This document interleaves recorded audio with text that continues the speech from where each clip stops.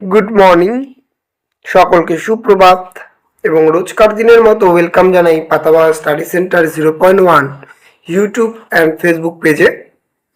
আজকে আমরা এই ভিডিওর মাধ্যমে তুলে ধরছি আরেকটি অনুচ্ছেদ্য রচনা অথবা প্রবন্ধ, একটি ভ্রমণের অভিজ্ঞতা অথবা একটি ঘুরতে যাওয়ার গল্প অথবা কাহিনী তুলে ধরো।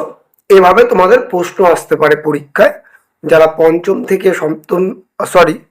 থেকে যারা নবম শ্রেণীতে পড়ছো দ্বিতীয় পর্যায়ক্রমে মূল্যায়ন পত্রের জন্য, তাদের আসতে পারে। তাই সকলকে বলবো তোমরা অত্যন্ত গুরুত্ব সহকারে এই রচনাটি মুখস্থ করবে। তার জন্য একটি খাতায় প্রশ্নটিকে তুলে নিবে এবং তার সঙ্গে উত্তরটিও তুলে নিবে, যাতে অসুবিধা না হয়। ভিডিওটি শুরু করার আগেই বলবো, ইউটিউব চ্যানেলে প্রথমবার এসে থাকলে অবশ্যই ইউটিউব চ্যানেলটিকে সাবস্ক্রাইব করো। ফেসবুক পেজ থেকে দেখে থাকলে পেজটিকে ফলো ও শেয়ার করো, যাতে এরকম ভিডিও তোমরা প্রতিনিয়ত পেতে পারো। চলো তবে শুরু করছি আজকের ভিডিও। প্রথমেই লিখবে ভূমিকা। প্রথমে ভূমিকা লিখে নিয়ে এই লেখাটুকু লিখে নিবে। এরপরে লিখবে যাত্রা শুরু, অর্থাৎ তোমরা কিভাবে ভ্রমণটি শুরু করছো তার উপরে তোমরা লিখবে একটুখানি, এটা লিখলে।